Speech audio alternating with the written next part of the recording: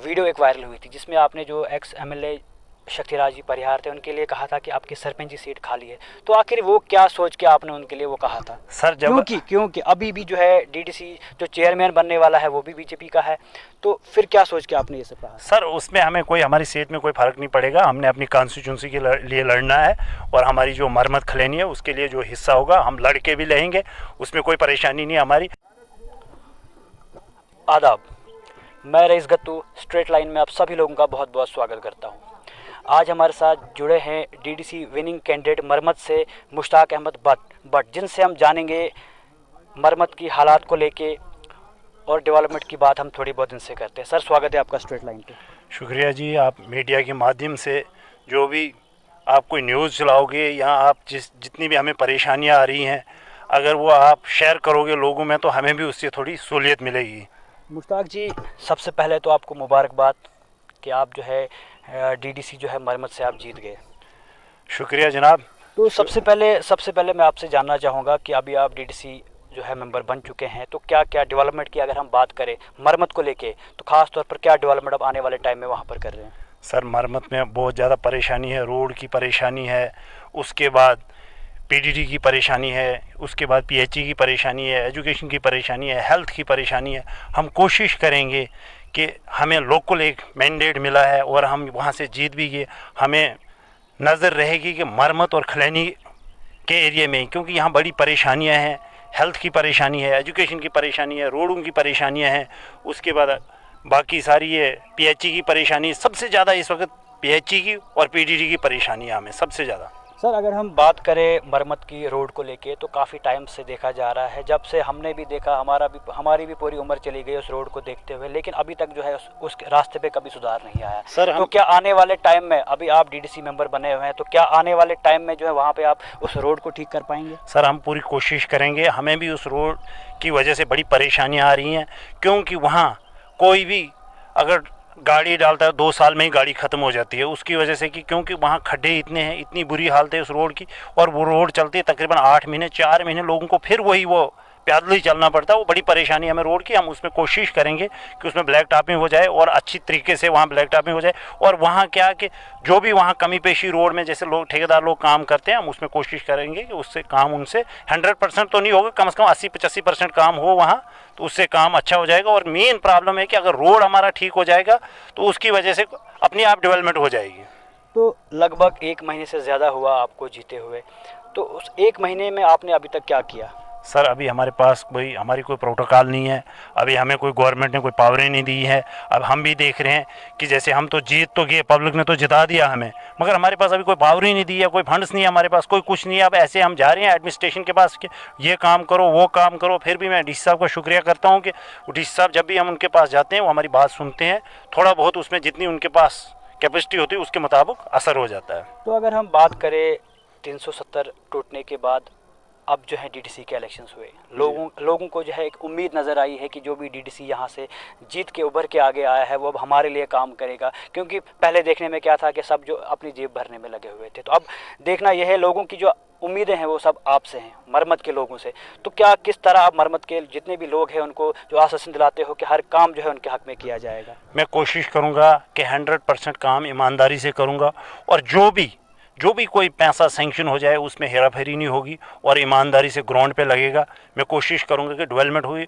और जो आपको मैं एक बात कहूँ, जो आपने कहा कि दफ़ा 370 का जो मसला है ये बड़ा मसला है, ये हम तक नहीं है, मगर मैं ये कहते हुए कह रहा हूँ कि हमारे जो बच्चे हैं, नौजवान साथी हैं, जो उनके थोड़ा दिल टूट गए कि आज कल क्या होगा, कि कल अगर कोई 4th क्लास के भी फार्म भरने हैं उसमें से बाहर से भी बच्चे आएंगे, तो यहाँ के लोग बच्चों में ये थोड़ा सा हो गया है कि हम एक मरम्मत से पढ़ा हुआ बच्चा दिल्ली स्कूल के साथ नहीं कर सकता है मुकाबला, डिबेट नहीं कर सकता है। और यही ऐसे ऐसे परेशानी, मैंने एक दिन अपने बच्चे को कहा, मैंने कहा पढ़ो, थोड़ी मेहनत करो, वो मुझे आगे से जवाब देता है कि आप मुझे बताओ, मैं इधर पढ़ रहा हूँ, मैं क्या दिल्ली वाले बच्चों से वो कर सकता हूँ डिबेट? मैंने उनको कहा आपको भी दिल्ली में पढ़ाएंगे, अब क्या करेंगे?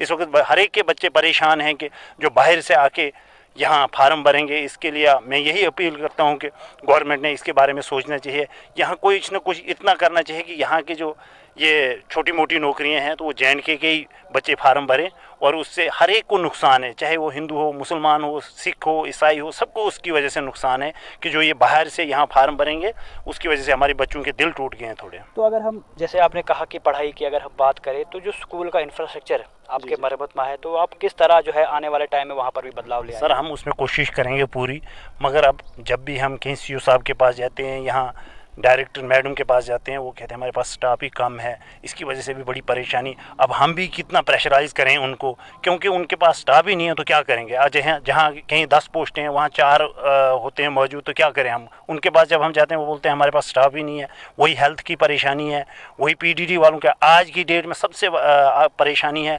PHE डिपार्टमेंट में, और PD उसमें वो डेली विज़र लगे हुए हैं, उनको पे नहीं मिलती है, कम से कम साल 2-2 साल उनकी पे नहीं मिल रही है। उसकी वजह से हम उनको ज़्यादा अगर दबाव बनाएंगे, वो बोलते कि हमने बच्चे कहाँ से पालना है, हमें कहीं दिहाड़ी भी लगानी है। वो सबसे हमें ज़्यादा परेशानी है PHE की और इसकी PDD डिपार्टमेंट की। अगर हम, जैसे आप कह रहे हैं कि आप अपने बच्चे को दिल्ली पढ़ाएंगे, मैं आपसे पूछ रहा हूँ कि अगर ऐसा नहीं हो सकता कि जो हमारे यहाँ के स्कूल हैं, जो आपके वहाँ के स्कूल हैं, अभी आप बने हुए हैं, भले ही स्टाफ ना हो, बट फिर भी अगर आप कोशिश करें, आने वाले टाइम में बदलाव तो आएगा, बदलाव आ सकता है, तो इस हद तक आप कहाँ तक काम? सर हम सब कोशिश करेंगे इसमें मिलजुल के, हम इसमें कोई अपोजिशन नहीं करेंगे।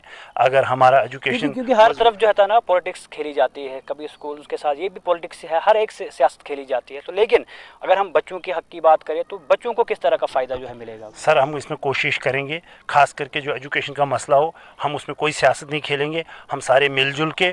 और मैंने अपने बच्चे की ये नहीं कि हकीकत में उसको मैं दिल्ली पढ़ाऊंगा, उसका दिल रखने के लिए मैंने कहा कि तुझे भी, कि ये ऐसा ना घबरा जाए कि मैंने उसको कहा तुझे भी दिल्ली भेज देंगे, मगर ऐसा कोई मसला नहीं, जहां आवाम के बच्चे पढ़ रहे हैं वहीं हमारे भी पढ़ेंगे। सिर्फ उसका दिल रखने के लिए हमने कहा कि चलो जी आपको, कि ये इसका दिल ना टूट जाए। तो उसके अलावा अगर हम बात करें, पहले आप सरपंच थे, तो अभी भी देखा जाता है कि जो भी सरपंच इलाकों में होते हैं, जितने भी मनरेगा की पेमेंट्स हैं या जो भी जॉब कार्ड के वहाँ पर इशू है, लोगों को वहाँ पर काम नहीं दिया जाता। और देखने में भी आता है कि अपने जो वेंडर्स उनके होते हैं वो खुद के उनके होते हैं, तो आके हर जगह हमें ये देखने को मिलता है। तो आपके इलाके की अगर हम बात करें, तो वहाँ आने वाले टाइम में अब क्या होगा, या आज से पहले क्या था वहाँ? सर मैं उधर आज से पहले जितना कहते हैं मीडिया में, इतना कुछ नहीं था। तो मैं मैक्सिमम यही कहता हूँ कि अगर जो हमारे कार्ड वाले लोग हैं, जो कहती है वो लोगों की बात सुन के ही कहती है, जिनके पास, जिनको ये प्रॉब्लम्स आती है, उन्हीं की बात मीडिया भी आगे पहुँचाती है। सर मैं यही कहता हूँ कि मैं कोशिश यही कहता हूँ कि मैं गांव-गांव में जाके एक-एक पंचायत में कहूँगा कि जितने भी हमारे ये कार्ड बने हैं नरेगा के, वही लोग काम करें, उससे डेवलपमेंट होगी, उसमें ग्राउंड पे काम होगा। क्योंकि इसमें कुछ ऐसा भी होता है कि कार्ड वाले काम नहीं करते हैं, जो उसमें फंस जाते हैं, वो फिर दूसरे से काम कराते हैं, बाद में कार्ड वाले पैसे नहीं देते हैं, तो उसकी वजह से भी परेशानी आती है। और हम कोशिश करेंगे कि जिनने अपने वेंडर रखे हैं और जिनने काम नहीं किया, जिसको जो कमीशन ढूंढते हैं, मैंने सुना है इसमें कि जो ये PMAY मकान है, इसमें भी कुछ लोग कमीशन ढूंढते हैं, मैंने उसमें कोशिश करेंगे कि अगर वो हकीकत होगा, हम उनसे बात करेंगे, उन लोगों को वापस करवाएंगे। तो उसके अलावा अगर हम बात करें आपके इलाके के जो टनल्स बनने वाले हैं, तो जितनी भी अनएम्प्लॉयमेंट है, तो वहाँ के जो लोग हैं खास तौर पर, उनको क्या फ़ायदा मिलेगा वहाँ? सर अब जितनी भी वहाँ वैकेंसियाँ होंगी, हम कोशिश करेंगे वहाँ कि जितने भी वैकेंसी के मुताबिक हम कोशिश करेंगे वहाँ लोगों को एडजस्ट करेंगे हम। तो उसके अलावा आखिर में मेरा एक सवाल रहेगा आपसे कि आपका हाल ही में जो है एक वीडियो एक वायरल हुई थी, जिसमें आपने जो एक्स MLA शक्तिराज जी परिहार थे, उनके लिए कहा था कि आपकी सरपंच की सीट खाली है, तो आखिर वो क्या सोच के आपने उनके लिए वो कहा था? सर जब क्योंकि अभी भी जो है DDC जो चेयरमैन बनने वाला है वो भी BJP का है, तो फिर क्या सोच के आपने ये सब कहा? सर उसमें हमें कोई, हमारी सीट में कोई फ़र्क नहीं पड़ेगा, हमने अपनी कॉन्स्टिट्यूंसी के लिए लड़ना है, और हमारी जो मरम्मत खलेनी है उसके लिए जो हिस्सा होगा हम लड़ के भी लेंगे, उसमें कोई परेशानी नहीं हमारी। मगर मैंने इसलिए कहा था वो कि परिहार जी को जब मुझे मैंडेट अभी मिला नहीं था, कोई ऐसे अफवाह जैसी चल रही थी, तो थोड़ा बहुत क्लियर हुआ। परिहार जी ने कहा था कि मेरे लिए ये बच्चा छोड़ा आगे, तो अब तो मैंने खलैनी से पीछे जाना ही नहीं है, मैं चाहता था कोई बड़ा पहलवान मैदान में आ जाइए, मुझे इसके साथ कोई मज़ा नहीं आएगा इलेक्शन लड़ने के लिए, उसलिए। और मैं एक बात कहता हूँ कि परिहार जी ने इस छोटे इलेक्शन के लिए आना ही नहीं चाहिए। वो एक एक्स मंत्री थे और एक्स MLA थे, उसके बाद BJP पार्टी के वाइस प्रेसिडेंट पूरी जम्मू कश्मीर के थे, उनने नहीं आना चाहिए था इस इलेक्शन में। और मैंने इसलिए ये कहा था कि अगर ये खुद ही छोटे छोटे इलेक्शनों पे खुद आ जाएंगे, तो हमारे जैसे लोग कैसे आएगा, कल यहाँ से नौजवान हमारे आगे कैसे बढ़ेंगे? अगर ये बड़े बड़े लोग आगे आते रहेंगे, ये छोटे से लेके बड़े इलेक्शनों तक खुद लड़ेंगे। जैसे हमारे वानी साहब ने बड़ा अच्छा फैसला लिया, उनने गांव से उठा के अपना, उनका बेटा था उसको नहीं इलेक्शन लड़ाया, उनने खुद नहीं लड़ा, उनने कहा कि अगर इलेक्शन लड़ेंगे तो गांव का बेटा लड़ेगा और गांव के बारे में ही वो सोचेगा ज़्यादा। तो उसके अलावा अगर हम बात करें BJP को लेके, तो उनकी सीटें यहाँ पर आई, उनका ही चेयरमैन यहाँ पर बनेगा, तो मतलब ये जो आपने कहा, चलो वो तो आपने कह लिया, लेकिन फिर भी आप अगर हम देखा जाए तो ज़्यादा सीटें उन्हीं के, उनके प्रोग्राम्स यहाँ पर हुए, तो इस बारे में आपका क्या कहना है? हम कोशिश करेंगे हम चेयरमैन क्योंकि अपना आपका बनाएं। जो आप अलायंस की अगर हम बात करें तो आपका अलायंस सिर्फ 2 सीटों पे ही था, आपने जो फोकस किया सिर्फ 2 सीटों पे ही ज़्यादा किया, तो उसके अलावा की अगर हम बात करें तो कांग्रेस कहीं नहीं जीती। सर मैं थोड़ी सी हमसे इतनी गलती हुई है, अगर हमें हर सीटों पे अलायंस किया होता था तो हम 13, मैं कहता हूँ कि 14 की 14 अगर नहीं तो 13 सीटें हमारे पास थी। चलो इसमें थोड़ी सी गलती हुई, चलो अब ये बड़े फैसले थे, इसमें हम कुछ नहीं कह सकते हैं। और मैं कोशिश करूँगा कि हम चेयरमैन अपना ही बनाएंगे, हम कोशिश करेंगे। चेयरमैन तो हम तो अभी बोल रहे हैं कि भाजपा जीती हुई, तो चेयरमैन अब अपना कैसे बनाएंगे? हम करेंगे कोशिश, हम इसमें कोशिश करेंगे कि चेयरमैन हमारा बन जाए। हो ही नहीं सकता जब सीटें सब उनकी है, तो आपका कैसे? मैंने कहा ना कि कोशिश करेंगे, हम कुछ करेंगे कोशिश कुछ। हम देख सकते हैं कि मुश्ताक साहब का क्या कहना है कि ये कोशिश करेंगे कि चेयरमैन जो है कांग्रेस का हो, लेकिन ये तो मुश्किल है, पॉसिबल है ही नहीं, क्योंकि अभी जो सीट जो है विनिंग अभी जो है बीजेपी है यहाँ से। लेकिन फिर भी उन्होंने कहा, क्या सोच के कहा, हम फिर भी आपसे जानना चाहेंगे आखिर आप क्या सोच नहीं, के ये सब कह रहे हैं? मैंने हमारी पार्टी इसमें जो हमारी हाई कमान है, हम फैसला लेंगे। अभी हम देखेंगे, हमारी भी खिंच है, हम देख लेते हैं क्या होता है। तो आखिर में आपका कोई मैसेज रहेगा अपने मरमत वासियों के लिए? मरमत वासियों के लिए ये मैसेज रहेगा कि इंशाल्लाह मैं ईमानदारी से काम करने के लिए तैयार हूँ, मरमत के लिए, और जो भी हो सके मेरे से मैं करने के लिए तैयार हूँ।